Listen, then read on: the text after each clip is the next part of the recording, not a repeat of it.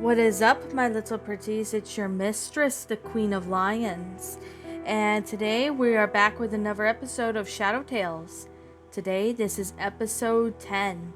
Today we're going to be doing a story called The Wise Little Girl, written by the brothers Grimm in Grimm's Fairy Tales.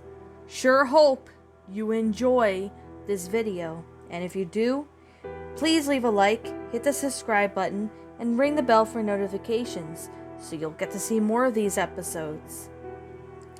There was a city in the steppe of Russia. Lay a little village where nearby inhabitants of bred horses. It was at the month of October when a big livestock market was held yearly in the main town. Two brothers, one rich and the other one poor, set off to the market. The rich man rode a stallion, while the poor brother rode a young mare.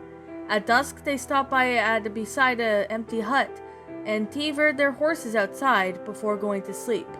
Themselves on two heaps of straw. Great to their surprise, the next morning they saw one of the three horses outside instead of two.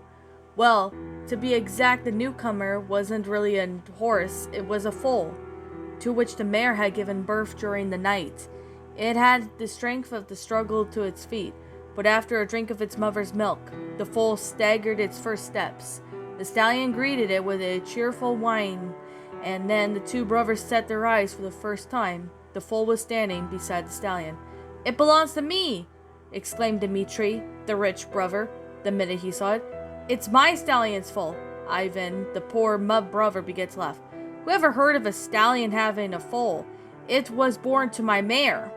"No, that's not true. It was standing close to the stallion, so it's the stallion's foal, and therefore it's mine."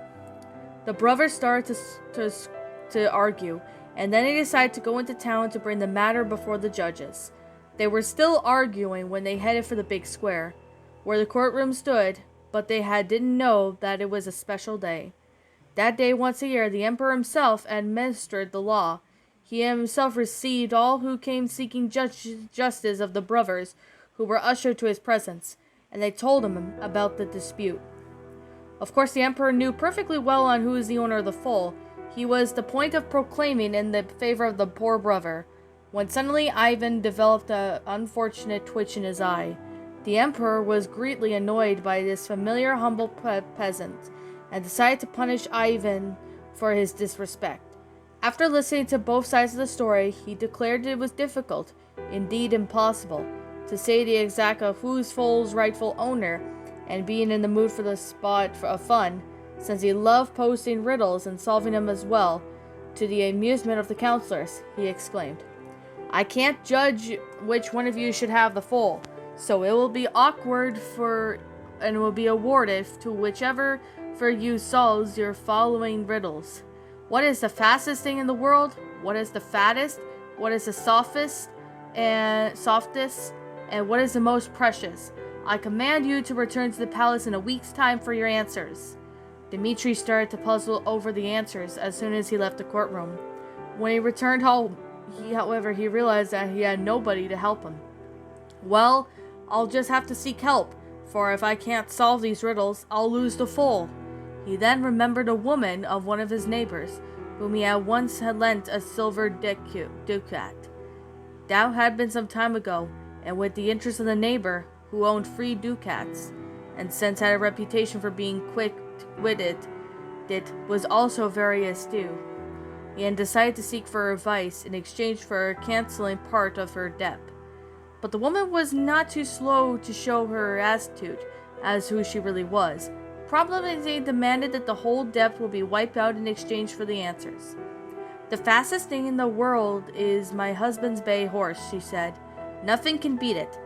Our fattest pig is such a beast that it has never seen. The softest is quilt I made for the bed, using my own goose's feathers, and is the envy of our friends. And the most precious thing in the world is a 3-month-old nephew. There isn't any more handsome child that I would exchange for him for all the goods on earth. And that makes him the precious thing on earth." Dmitri was rather doubtful about the woman's answers being correct, On the other hand, he had to make some sort of solution to back the emperor, and he guessed, quite rightly, what if he didn't? Would he be punished? In the meantime, Ivan, who is a Wildover, had gone back to the humble cottage where he lived with his small daughter. Only 7 years old, and the little girl was often alone, and as a result there was a thoughtful of the very clever of her age. The man took the girl to his confidence.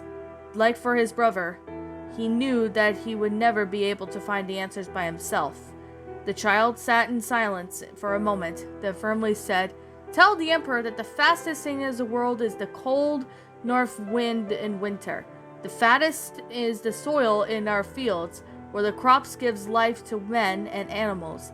Unlike the softest thing is a child's caress and most precious honesty." The day came when the two brothers returned before the emperor. They were led to his presence. However, the emperor was curious to what they have heard and had to say, but he roared with laughter at Dmitri's foolish answers. However, when it was Ivan's turn to speak, with a frown spread over the emperor's face, the poor brother's wise replies to him made him squirm, especially the last one about honesty. The most precious thing of all. The emperor knew perfectly well that he had been dishonest about his dealings with the poor brother, and that he denied him justice. But he could not bear to admit of his front for his own counselors, so he angrily demanded, "Who gave you these answers?" Ivan told the emperor that it was his small daughter. Still annoyed, but the great man said something that was not expected. "You shall be rewarded for having such a wise and clever daughter. You shall be rewarded the full yet your brother claimed, together with hundreds of silver ducats." But, the emperor winked at the counselors. "You will come before me in 7 days. The time bringing is your daughter, and since she is so clever, she must appear before me either dressed or naked, neither on foot or on horseback, neither bearing these gifts nor empty-handed. And if she does this, you will have your reward, and if not, you'll have your head chopped off for your impudence." The onlookers began to laugh, knowing that the poor man would never be able to fulfill the emperor's conditions. So Ivan went home in despair, his eyes brimming with tears. When he told his daughter that it had happened, she calmly said, "Tomorrow go and catch me a hare and bring it to the partridge, and both must be alive. And you'll have the full and the hundreds of silver ducats. Leave it to me." Ivan and did what his daughter said. He had no idea that two creatures were four, but he trusted his daughter's wisdom. On the day of the audience with the emperor, the palace was thronged with bystanders, waiting for Ivan and his small daughter to arrive. At least the little girl appeared, draped with fishing net, riding a hare and holding the partridge in hand. She was either naked nor dressed, or on foot or horseback. Scowling, the emperor told her, "I said neither bearing these gifts empty-handed." But at the words, the little girl held out the partridge. The emperor stretched out his hand and grasped it, but the bird fluttered into the air. The third condition had been fulfilled. In spite of himself, the emperor could not help but admiring the little girl, who had cleverly passed such a test. In a gentler voice he said, "Is your father terribly poor, and does he desperately need the full?" "Oh yes," the little girl said in excitement. We live on the hares and he catches in the rivers, and the fish he picks from the trees." "Aha!" the emperor cried triumphantly. "So you are not as clever as you seem to be. Who ever heard of these hares in the river and the fish in the trees?"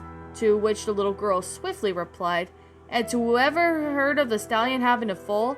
And at that both the emperor and the court burst in pleas of laughter.